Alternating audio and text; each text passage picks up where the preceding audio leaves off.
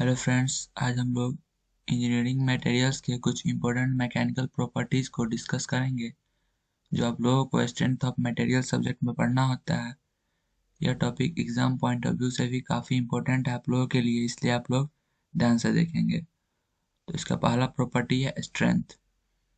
इसका डिफिनीशन है, it is the property of a material by virtue of which any material is subjected to load, it resists the deformation and fracture within itself. Strength material का एक ऐसा property है जिस property के कारण material deformation और fracture को सहन कर सकता है जब मटेरियल पे किसी भी प्रकार का लोड लगा हो। उसका दूसरा डिफिनीशन है, it is that property of material due to which material resist failure within itself when it is under load। इस डिफिनीशन का मतलब है कि स्ट्रेंथ मटेरियल का एक ऐसा प्रॉपर्टी है जो अपने ऊपर फेलियर को सहन कर सकता है जब उस पर किसी भी प्रकार का लोड लगा हो या वह लोड के कंडीशन में हो। उसके बाद दूसरा प्रॉपर्टी है हार्डनेस।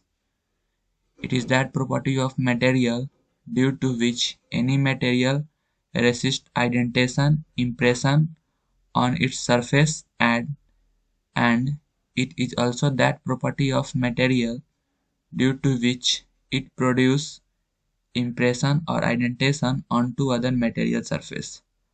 हार्डनेस मटेरियल का एक ऐसा प्रॉपर्टी है जिस प्रॉपर्टी के कारण मटेरियल अपने ऊपर आइडेंटेशन और इम्प्रेशन को रेसिस्ट कर सकता है और साथ ही साथ हार्डनेस प्रॉपर्टी के कारण मटेरियल किसी दूसरे मटेरियल पे इम्प्रेशन और इंडेंटेशन को प्रोड्यूस कर सकता है।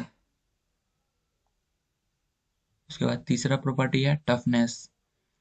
It is the property of material due to which any material resist shock loading, impact loading और cyclic loading without failure. Toughness material का एक ऐसा प्रॉपर्टी है जिस प्रॉपर्टी के कारण material shock loading, impact loading और साइक्लिक लोडिंग को सहन कर सकता है बिना फेलियर के। चौथा प्रॉपर्टी है ductility. It is the property of material due to which material can be stressed और ड्रॉन इनटू वायर और material shows some amount of appreciable deformation before fracture. तो डक्टिलिटी मटेरियल का एक ऐसा प्रॉपर्टी है जिस प्रॉपर्टी के कारण मटेरियल को वायर के रूप में स्ट्रेच किया जा सकता है और डक्टिलिटी प्रॉपर्टी के कारण ही मटेरियल फ्रैक्चर से पहले कुछ मात्रा में डिफॉर्मेशन को शो करता है। उसके बाद है ductile materials are alarming in nature. और जो डक्टाइल मटेरियल है वो अलार्मिंग होते हैं, यानी कि टूटने से पहले हमको कुछ संकेत देते हैं कि टूटने वाले हैं। उसके बाद पांचवा प्रॉपर्टी है brittleness. It is the property of material due to which material does not show any appreciable deformation before fracture. Brittleness material का एक ऐसा प्रॉपर्टी है जिस प्रॉपर्टी के कारण मटेरियल टूटने से पहले किसी भी प्रकार का डिफॉर्मेशन शो नहीं करता है। In brittle materials failure takes place with a relatively smaller deformation. Brittle materials में जो फ्रैक्चर होते हैं वो कुछ डिफॉर्मेशन के बाद होते हैं। उसके बाद है brittle materials are non alarming in nature.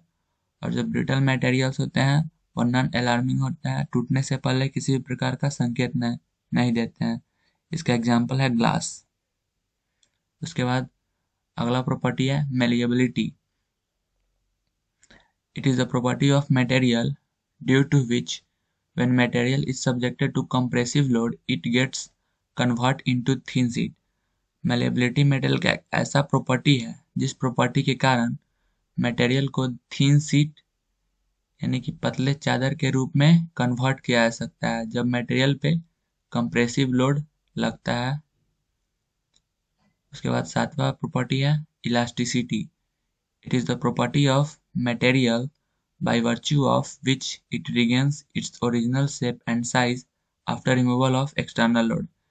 Elasticity एक ऐसा प्रॉपर्टी है मटेरियल का जिस प्रॉपर्टी के कारण मटेरियल अपने ओरिजिनल शेप और साइज को रिगेन कर सकता है एक्सटर्नल लोड हटने के बाद। उसके बाद 8वां प्रॉपर्टी है plasticity. It is the property of material by virtue of which it does not regain its original shape and size after removal of external load। Plasticity एक ऐसा प्रॉपर्टी है जिस प्रॉपर्टी के कारण मटेरियल अपने ओरिजिनल शेप और size को regain नहीं कर सकता है अपने ऊपर से एक्सटर्नल लोड के हटने के बाद।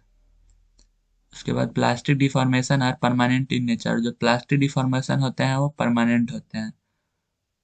उसके बाद अगला प्रॉपर्टी है क्रीप।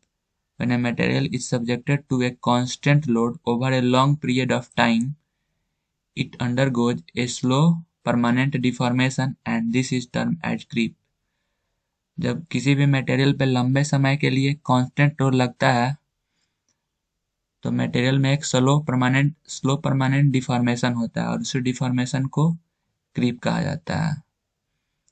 तो आज हम लोगों ने इंजीनियरिंग मटेरियल्स के कुछ इंपॉर्टेंट मैकेनिकल प्रॉपर्टीज को डिस्कस किया है। आगे ही ऐसे वीडियो देखने के लिए हमारे चैनल को सब्सक्राइब करें। Thank you for watching my video.